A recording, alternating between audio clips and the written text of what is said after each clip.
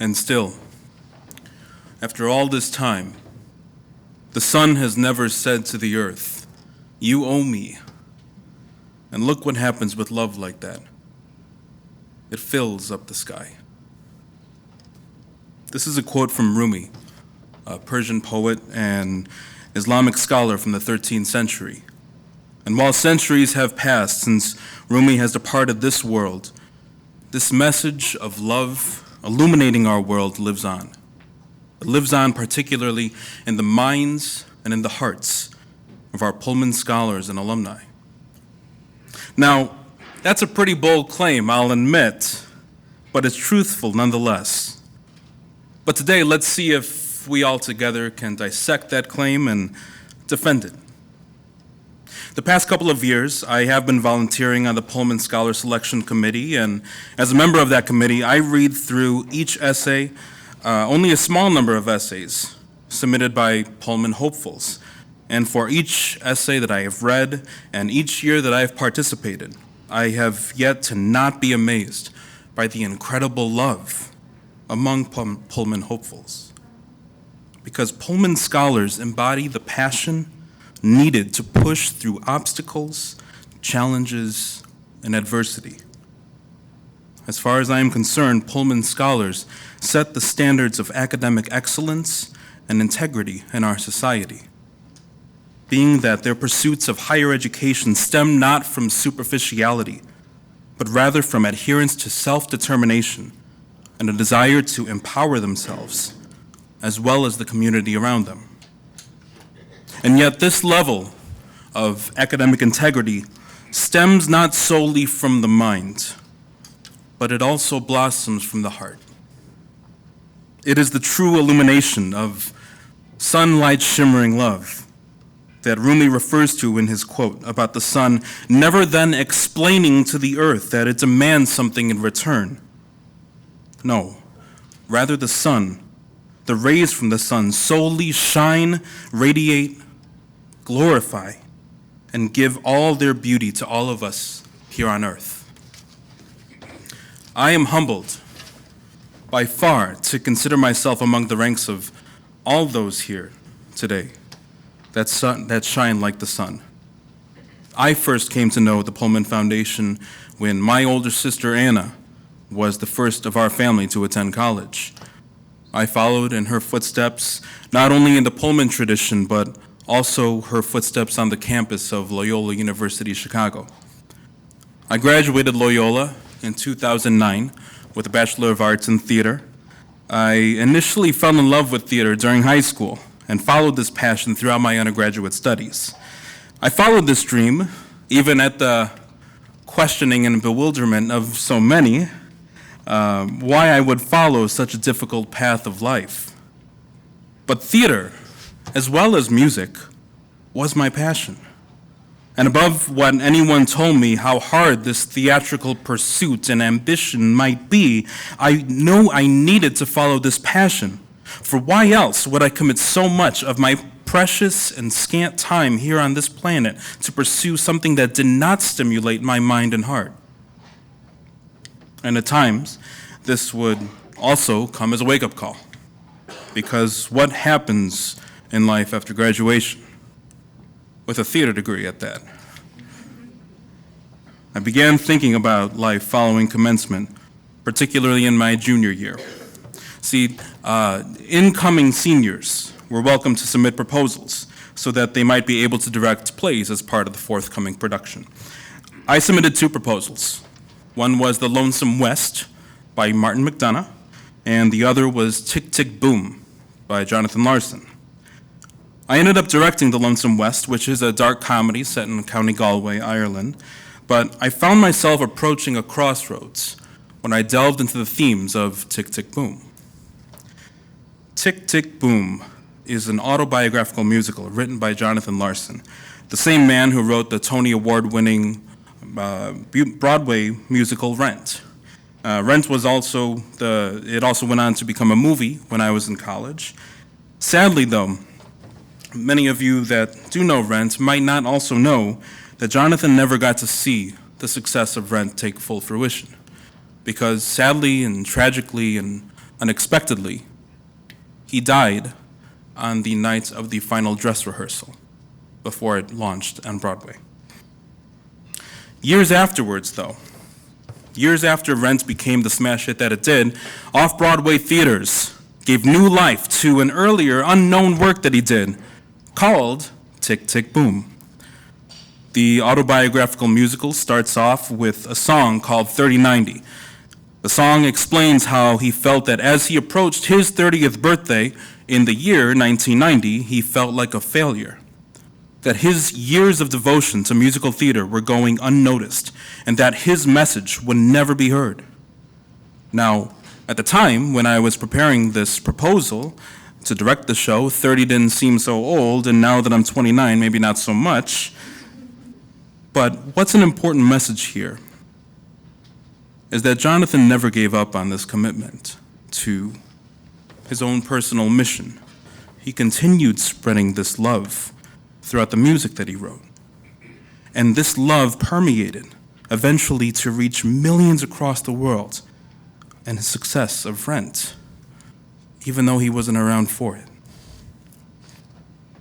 So, as you all approach your college commencements or your following years, your own 3090, remember that you are already sowing the seeds of your own impact, though you may not see them blossom for many, many years to come. For after all, our college commencement is aptly named as the event that really commences your entry into a new arena. My own arena has changed. In the short 6 years since I have commenced, I have found an additional new passion, philanthropy. I have been working in a fundraising office for the Midwest Augustinians, which is a Catholic religious order. At first, admittedly, it was just a job, pretty much the first thing I can get out of college. But as I witnessed the good being done by the Augustinian schools and churches across the Midwest, as well as the impoverished missions of northern Peru, I found something that was greater than me. I found that the gift of giving is perhaps the most powerful and vulnerable and greatest act and joy that you and I can express in our daily lives. I'm reminded of one story from our missions for the Augustinians that really encapsulates the joys of giving as well as receiving. We had one missionary from Chicago, a priest serving in the Andes Mountains of Peru. The people of the church community he served were sustenance farmers, living off the food that they had farmed and not much else. And even within this small desert community, there were those that lived in the most extreme conditions that I had ever witnessed, including a woman that lived in a 6x6 hut made of sticks and mud. Anyways, I came to find out that this woman, many years prior to my visit to Peru, had made a very significant sacrifice of her own that continues to live with me to this day. See, in the Catholic faith, there is a moment in the weekly service when a few members of the community offer symbolic gifts to God at the front of the church. These gifts are typically the bread and wine that are used later in the service, as well as a basket of the collected donations made by the community.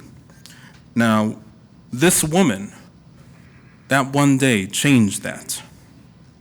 Unexpectedly, this woman proceeded down the aisle toward the front of the church, holding something in her hand. She had no shoes, she had tattered, beaten up, dirty clothes. But she approached the missionary priest, and she opened her hands toward him and offered him what was inside. And what was it? It was a tiny little egg. One small egg. Now, this egg meant more to her than it would to you or me. For us, we might be accustomed to having a dozen eggs in the fridge at home to eat at our discretion at any time, but for this woman, the missionary priest knew that this egg was all that she would have for dinner. He whispered to her in Spanish, "Thank you, but you need this to eat. I can't take this, you need this." To which she responded, "Father, will you really deny my gift to God?" He smiled and accepted the egg, for what else could he do with that? And he placed it at the front of the church, where it sat throughout the rest of the hour-long service. What this woman understood was that giving is perhaps the greatest thing that we can do. Whether if that gift is a donation, an egg, volunteering, or committing to be the best Pullman scholar one can be, so that they may be of service to something greater than themselves. A favorite author of mine, Jensen Chero, remarked that giving is one of our greatest joys. It is also one of the most fearless and powerful gestures there is. When we trust that we live in an abundant universe and allow ourselves to give freely, we raise our frequency, strengthen our faith, and feel awesome, thereby putting ourselves in a flow and the position to receive abundant amounts in return. Now, I've used the skills that I've learned in philanthropy that I've acquired with the Midwest Augustinians to help my friends start their own theater companies. I've offered board development advice to a small nonprofit that builds sustainable schools in Uganda. I've served on the board of 16th Street Theater in Berwyn, Illinois, which was named the best emerging theater by Broadway in Chicago and the League of Chicago Theaters in 2013. Last year, I earned a Master of Science in Nonprofit Management, and next month I'm testing to earn an international credential of the Certified Fundraising Executive, the CFRE. And I can't believe I'm saying this, but now I'm actually applying to doctoral schools. If you had asked me 6 years ago, when I would have been in one of these seats, if I'd be saying any one of those things, I would have never believed you. My passion at present is empowering others in our community through giving back, through philanthropy, through advocating the nonprofit sector. And I specifically say at present because I have come to appreciate that we must live in the now. Lao Tzu taught that if we live in the past, we are depressed. If we live in the future, we are anxious. And if we live in the present, we are our greatest selves. My life has taken many different turns, and the more I embrace the present, including my current passion for advocating philanthropy, which is a word that literally means love of mankind in Greek, the more that I can be my greatest self in service of a greater communal mission.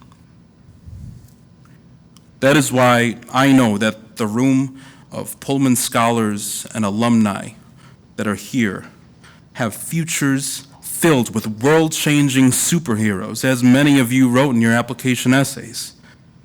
You all have profound goals of being your greater selves for our greater community, whether if that is in medicine, business, education, law, the arts, public service, theology, or what have you.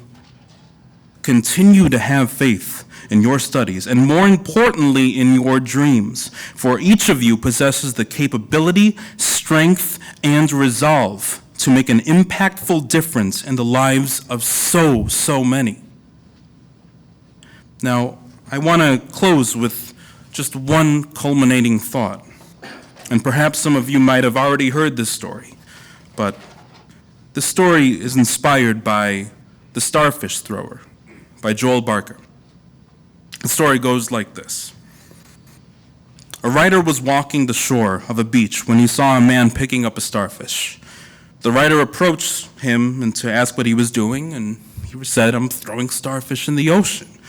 The man answered, "The sun is up and the tide is going out, and if I don't throw them in, they'll die." Well, the writer was puzzled because he was looking up and down the shore. He saw thousands and thousands of starfish along the miles and miles of beach, and he was puzzled. He explained that there were so many of the starfish, why was he wasting his time? There's no possible way he can make a difference. To this, the young man smiled. He bent over, he picked up a starfish, threw it in the ocean, and said, "It made all the difference in the world to that one." This one last story has stuck with me to this day. First, because I know that our world is riddled with concerns that we must all address. Access to education, discrimination, intolerance, racial and economic injustices. The list would go on and on and on if I were to write it all out. Many will say that these issues cannot be resolved, or why bother? But I know that Pullman scholars are not those people. Pullman scholars are those that fight for their values and their missions against all odds. And I believe part of the reasoning that we understand that we can save numerous, if not all, starfish that have washed up ashore is because if you were like me, you are also a starfish, and not just the starfish thrower. Many of us here today don't come from easy backgrounds. Many of us come from financially strapped families and have had to fight for most of our young lives already. Well, today the fight does not end here, because you are no longer just your own starfish. No. You are not just your own starfish that has been saved, but you are also now a starfish thrower. No longer are you Jonathan Larson being upset that he could not write a successful Broadway musical, but you are also the Jonathan Larson that is currently writing your own Broadway hit musical without even presently realizing it. No longer are you solely the missionary priest receiving a tiny little egg, but you are the woman that is giving literally everything that she owns to serve a greater purpose in her community. You are, from everyone here, the Pullman staff, to the volunteers, to the students, and the alumni, you are a Pullman Scholar.